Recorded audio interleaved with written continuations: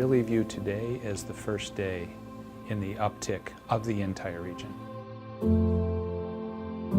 They're hungry, they want good things, they're ready to help. They'll do whatever it takes for this community to rise. When you build a company, it's more than about machines and buildings and technology. But building a company with the right culture is what makes you successful or unsuccessful.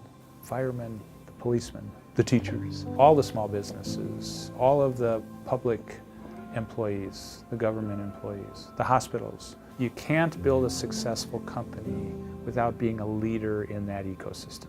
And that's about one family. We'll do this together. I want the help of all of those people, and we're going to help them. We do it together. And if the community is healthy, spiritually as well as physically, our company's healthy. And that's what one family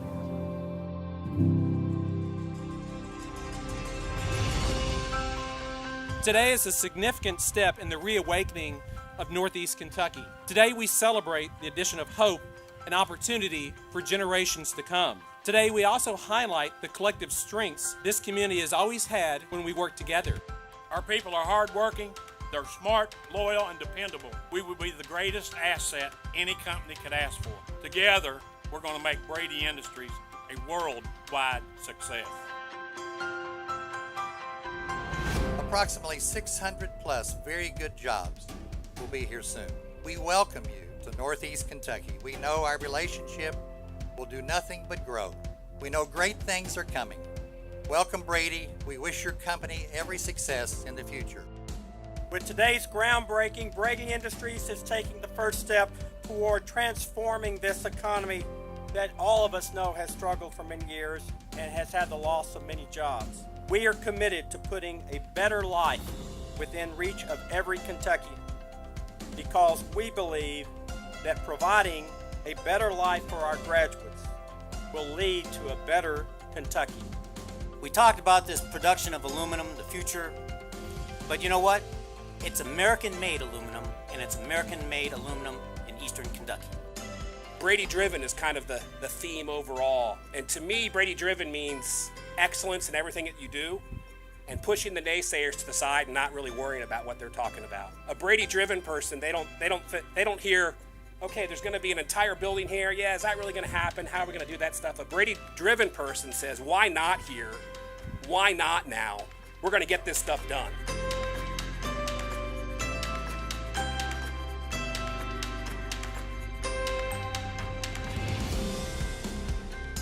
First, our mission is not to make aluminum. Our mission is to rebuild Northeast Kentucky, and in fact all of Appalachia and other parts of Kentucky, with advanced technology. All of this out here, 40 acres, all of this will be under one roof.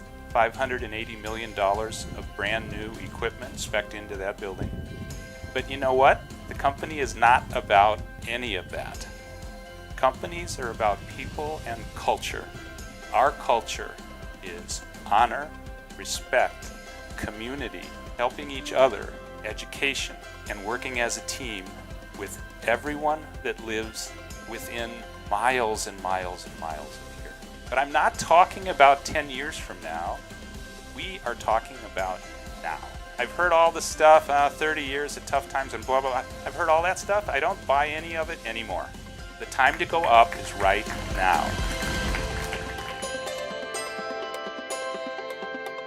But when I talk about Eastern Kentucky, and when I talk about the more mountainous regions of Eastern Kentucky, which is much of it, there is a twinkle in my eye. This is a family, and we are a family, and we are Kentucky. And I say that often, and I say it with pride, and this is why I say it. You are why I say it. What we're hearing here, the sounds around us, this is what hope sounds like. What we smell, the smells in the air of earth and of just new turned dirt and all of this. This is what hope smells like. The feeling that we have, the enthusiasm, the joy that's in our hearts, the thing that brings all of us from all the places we might have been to be here in this moment at this time. This is what hope feels like. What we see around us with equipment and freshly turned dirt and all the things we've described and the people and the flags flying in the breeze, this is what hope looks like. Hope is a powerful, powerful thing.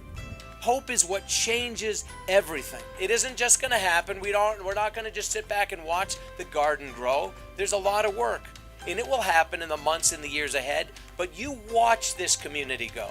You watch this corner of our state go. You watch Kentucky go. We are Kentucky. Thank you.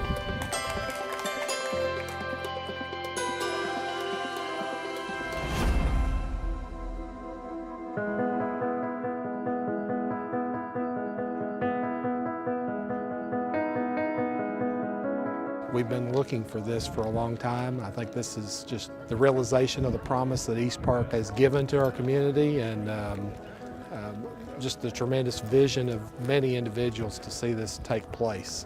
It just provides greater opportunity for everybody to become a more educated workforce in our region, which is very important to draw more industry to us. 24 years of trying and working. We had some good things and some, we've lost some companies, but we've got some good little companies. It just means more to me than, I guess the whole 24 years is all ground into one. And this is all I can hope for. This is not a one county, one community, small town impact. Rising tides rise all ships, and it is going to be incredible to see the spinoff. Braidy is just the start. So I think this is a new day for Eastern Kentucky, a new day for this region, and quite frankly, we're ready for it. We've never seen anything happen like this in my lifetime. It's definitely a generational, life-changing event, and we're just so excited about how life-changing it can be. I think this is just like a symbol of like a new beginning and a new future for Northeastern Kentucky, and like how it's going to be great for this community, and for me it's just, and my family, I think it's great for just my dad. He's really happy about this and excited for his new company, and I think it's great. It's a renewed sense of pride for everyone in the community. What we have here is very valuable. The biggest hope is for our children. Everyone wants their children close to them, and this gives all of us hope that our kids can come back and have some jobs. We're one family, we have to be one family, we have to act as one family, we have to think as one family, because we're in it together, and through unity is how we get this done. We've been in a downturn for a decade, and this is a big deal. It's going to mean a lot to our area, to the LMI, to the general hope that people have. Yeah, it's good. Great day. And like I said, all we've needed is a chance. We got the people. We've always had the people. We got the rails, we got the river, we got the highways, we got metropolitan areas within 2 hours. You got Columbus, Cincinnati, Lexington, Louisville. So we just needed someone to take a chance. And there's opportunity. You got the opportunity to make a better choice. I really believe the people in this area will. When people say, where are you from? I'm from Argyle, Kentucky. I'm from Louisa. I'm from the South Shore. I don't know where that is in Kentucky. And then you say, oh, well, I'm from the tri-state. I'm from Ashland. And they say, where's Ashland? And you say, it's across the river from Marshall or Huntington. But now, you know what people see hope on their faces tonight? Now, you know what they're going to say? I'm from Greenham County, home of Braidy Industries. One family is meaningful. It's people who have each other's back. It's people who treat each other according to the golden rule. That's who this community is. That's who Greenham County, Boyd County, and the surrounding communities, that's who we are. The fruit that it's going to bear for generations to come is going to be amazing. It really will. And it starts with a family.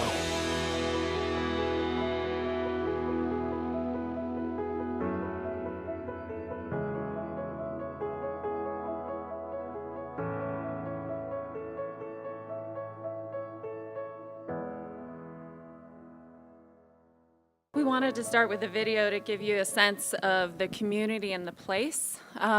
We had Governor Bevin coming to join us, and as you know, as of Friday, unfortunately, he was unable to join us, but we are very fortunate that the chairman and CEO of Braidy Industries agreed to step in and not just be part of the conversation, but provide the opening keynote for this conversation. And Craig Bouchard, he wanted me to make sure that I said this first. He is a father of 6. His youngest, Braidy, is for whom the company is named. And he started 3 companies from the ground up, steel and aluminum companies, got to over $1 billion in revenue in 18 months. One was the highest appreciating stock in 2008, not an easy time. He's a New York Times bestselling author, and he's most proud, although even more than that, of a children's book that he published. Kentucky, what we're going to talk about on this panel after his keynote, is the kind of leadership that led Craig and Braidy Industries to come to Kentucky, to come to Eastern Kentucky in particular, because Terry Gill, CEO of the Kentucky Cabinet on Economic Development, and the governor convinced him, talked him into, out of 24 cities who bid in 3 states for Braidy Industries to headquarter, they asked him to go to the poorest city to build the 13th largest building in the world. And so thank you for your courage and your commitment to Eastern Kentucky. Craig, please join me in welcoming Craig Bouchard.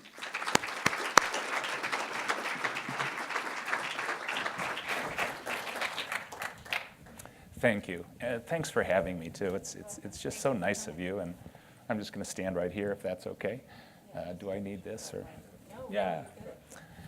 Yeah, it's the 13th largest building in the world that we've broken ground on.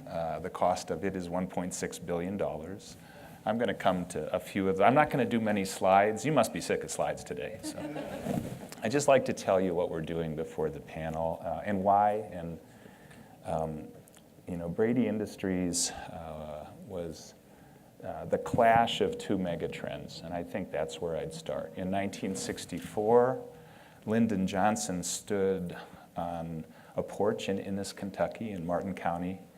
It became the most famous Time magazine cover in a decade when he announced the war on poverty. That was the creation of things like Medicare and Medicaid and food stamps, etc. And since that time, Martin County has become, in fact, even more poor, as has much of Appalachia, which was full of coal miners and steel workers and energy workers of many kinds. And so the mega trend of 30 consecutive negative trending years in the area of Ashland, Kentucky, was a very serious one, and one I took with great thought. The other mega trend started in 1975 with the enactment of the CAFE standards. After the Arab oil embargo began, was the first stab the country took at getting better mileage in cars, saving on carbon, and utilizing better our energy sources. And we all know today the CAFE standards still exist. They were amended a few times, 2008, and some discussion right now. But basically, you would think of them as if you're a car company, a portfolio of cars up through light trucks. By the year 2025, have to have an average miles per gallon for the portfolio of 54.5 miles. They're not even close, and they're not going to make it. But the stab they're taking at it has really done very, very good things. Mileage has, in fact, gone up dramatically in recent years because of the mega trend of taking steel out of the automobiles and putting aluminum in them instead. And that's a trend that will continue as we go forward. It's the only shot of all of the alloys putting into the cars that's an economical stab at making cars go farther, therefore using less gasoline and getting close to making the CAFE standards as we approach those years. So the clash of those 2 megatrends was why I started Braidy Industries. I've been in the steel business. I stand here the reluctant industrialist in this crowd. Don't throw anything at me, please. But the clash of those 2 megatrends led me to raise $1.6 billion and to build this building that will make the skin of automobiles, airplanes, jet fighters, satellites, and other things. And while I'm building that, I acquired a company born and incubated at MIT, at the university, which is the leader in the world in ultra-high-strength alloys, and making today, as we sit here, the strongest metal ever made by man, or women for that matter. And I'm combining that to try to lightweight the entire transportation industry with Braidy Industries. I'll say proudly that I had 2 goals when I started the company. One was to become the lowest cost producer of high quality aluminum in the world. That's being achieved, in fact, quite dramatically. And the other goal was to build the most eco-friendly mill ever in the world of aluminum. And now that we have all 18 of our local, regional, and federal permits in hand and have broken ground, I'm proud to say that our 650-page air permit came in low emissions with the EPA, the first time that has ever happened in the world in the aluminum industry. So we're making both of our goals. Now, let me tell you kind of about the process. There's a guy sitting in the room who's going to come up on the panel, Terry Gill, who is the Secretary of Economic Development in the state of Kentucky. I did a canvassing of 3 states with 3 governors actively involved. We had 24 towns and cities proposed to us. The last one I saw was Ashland, Kentucky. By far, the poorest one I saw was Ashland, Kentucky. Keep in mind, Martin County isn't that far from Ashland, Kentucky, where Lyndon Johnson made that War on Poverty public. Martin County today still has 9% of the adults living in the county that attended a college of any type. Martin County, the #1 source of income is state and federal payments to the people that live there. And it's like that 15 miles from Ashland, Kentucky, if you go out into the hills. So this is a poor area. Now, so what's happened? I designed, lots of people helped here, but I designed a mill with, think of it like this. Think of 2 pentagons sitting next to each other under one roof. That would give you one image. That's about what the size is. Or think about the Kansas City Royals baseball stadium. It's a beautiful one in Kansas City, where I grew up. And then there's a gigantic parking lot next to it. And then where the Kansas City Chiefs play is right next to the parking lot. So the 2 gigantic stadiums, mostly new, share the gigantic stadium. All of that would fit inside my building. So kind of amazing when you think about that, right? So as we went through the process, our goal was to pick perfect logistics. The place we picked is within 250 miles of 50% of the U.S. automotive capacity in the United States. That means we can ship them their automotive sheet aluminum in a truck in the morning, get it there by midday, load it up with scrap, which is created in their car making process, and have that aluminum back in our furnace same night.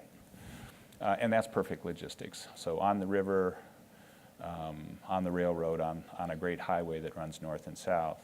So that was one, but not even close to the most important. The most important was that there was a workforce in eastern Kentucky, more metalworking families, more skilled, trained coal-working families, and more energy workers that were available to work for my company than 8 times more of them than any other town in the United States. And that's an amazing thing, because we have 600 jobs.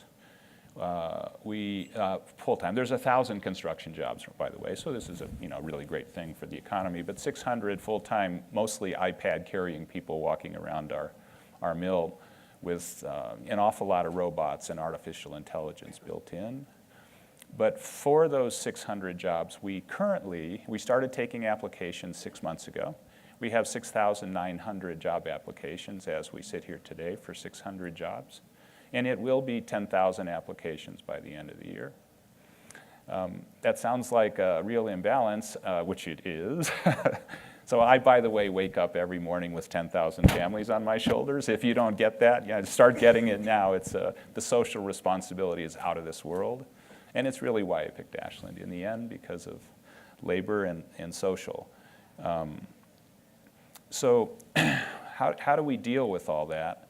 Well, first, I went out and started very early going to the car companies. So, we're talking about the BMWs, Audis, Daimlers, Ford, GMs, Toyotas of the world, and the aerospace companies like the Boeings of the world, etc. And as we sit here today, there is a shortage of aluminum that is the quality of which goes on the surface of cars and airplanes and other transportation kinds of vehicles. I knew that was coming, and it's come. And then the tariff situation in the United States, as we've all read about 1,000 times, everybody's sick of it by now, has created a further shortage of aluminum in the United States because of the tariffs on imported aluminum. It's caused a burst of employment and capital expenditures, which are good, but a shortage of aluminum. So we sit here today, I'm happy to say, for the first 7 years, every ounce of our production is already sold out in the mill. That's a really good situation. I can sleep so easily now, right? And all of the consultants that get along with Wall Street, we're using, by the way, $500 million of equity in this mill and $1 billion of debt to build it. And because of all the Wall Street activity, we've got more consultants that have helped us get here for all of those people than are sitting in this room today. The number of studies. Our engineering design study just for the debt market is 2,000 pages long. So as we sit here today, we have been measured by all of the outside consultants to be coming into the marketplace at 50% of the cost to produce exactly the same item as the next lowest cost mill in the world. So we will be shipping aluminum to the German automakers that are in the United States. So for instance, BMW's 4 hours away in South Carolina, their biggest plant in the world. Toyota's biggest plant in the world is in Georgetown, Kentucky. So these kinds of places, but we'll be shipping aluminum to the German automakers in Germany and to them in China, arriving in Germany and China, a very large amount below the lowest cost they can buy their aluminum at from any of the mills in those countries. So this is a smashing success. I didn't realize how strong the advantages would be when you design. We're the first aluminum rolling mill in the United States built in 35 years. That's the young one. That's the young spring chicken of them. The oldest is our Connex plant in Knoxville, Tennessee, which is 99 years old. So we have advantages in energy. Our electric rate, thanks to our partners in Kentucky, is the lowest in the national industry. We're a 60 megawatt user of electricity in the mill. Our logistics are perfect with the car companies. We're a non-union company in an industry that is absolutely totally unionized. And so while we'll be paying more than unionized shops, without the pension legacies that have taken down a lot of companies, our labor situation is very, very attractive. And many more things. We have not 1 ounce of environmental issue in our company, in our site, which is a reclaimed coal mine of 30 years ago. So we're going right where the coal miners used to be. And then the state did something. The state, of course, gave us a very nice incentive package to go there, but kind of the same as the other states. But they did a lot of special stuff. And one of those was skin in the game. The governor and Terry said, what does it take, Craig? We know that you're going to try to go across the border to that other basketball-loving state. What does it take? And I said, well, I like skin in the game. How about buying some stock in my company? And they said, well, we can't do that because that's really not permitted under the states, this and this and this. And I said, well, okay, you just asked, I gave you the answer. And Mr. Gill, sitting right over here at a dinner, said, give me 3 days. Let me work on this. And the 3rd day was the last day of the legislative session in Kentucky, and Mr. Gill took a $15 million investment at that time to the Senate and the House of Representatives in Kentucky. And in each case, about 11 o'clock at night, midnight was the end of the legislative session that day. In each case, they were all yelling at each other.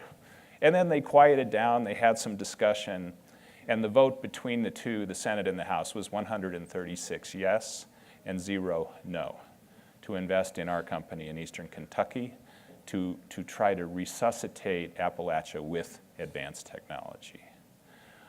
Terry Gill really made that happen.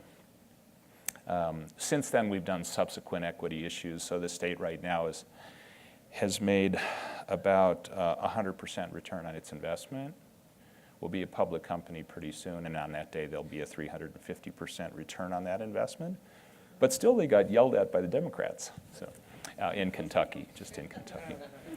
Our theme, by the way, is, and well, let me just tell you one more thing, because education is such an important component in here, right? In some of the comments before were absolutely spot on. In Ashland, I don't think anybody lives a full quarter of a mile away from their moms. They don't leave. They'll drive 3 hours each direction each day to keep their family in Ashland. I get letters, emails, just every single day of every week of the year from grandmothers telling me, what does it take for my kid to work for Braidy? I will whoop them upside the head if they do, and just tell me what it is, they're going to do it. So I went to Terry, and we designed something. Education's critical. There was a beautiful junior college sitting right next to our mill site at East Park. Not many people in it, but the facility very nice. And so I asked, in essence, for that, and we worked out a deal. So I personally chose a 2-year associate's degree program full of material science, metallurgy, engineering, civics, American history, and even because the governor signed recently a bill allowing Bible study in high schools, the Bible. I put it in my ethics course. And so we designed a 2-year associate's degree. It's the Braidy AIT degree. The Board of Regents in a 6-month period went through every course and certified the entire program. The first class starts in about 3 weeks. There were 130 positions in our program. It has been massively oversubscribed and sold out. We go to 180 seats in the second year, and we'll go way above that. And my commitment to our community was, give me your kid. He gets a B average in our program for 2 years. In that program, he'll intern 3 times in my company, which is a walk from the junior college, and be drug tested 3 times as he or she has 3 great experiences as an intern. And they're drug-free, and they're B average, and they start at $65,000 a year, plus bonus, which we project 3 years after we open to be about $30,000 a year. So these are kids coming through the high schools in Ashland that can make more money than any person in their family history, and it's not even close. And I mean almost every single one of them. So education is everything, and my partners from MIT are providing metallurgy classes in there. Morehead State is providing classes, and UK, I saw the president last night again, Terry, at our function. The UK is doing a master's degree on top of our program. And I took 15 interns this summer, and we just broke ground, right? So we're going to employ with our company and 10 companies that are negotiating to locate right next to us, a total of about 2,500 people. There's a multiplier on that for cleaning and restaurants and everything else that goes around. It's about a 4 multiple. So we're going to put 10,000 families to work. And it's the success of, generation, thanks to Terry Gill, Governor Bevin, and so many people. And those are my remarks. Thank you.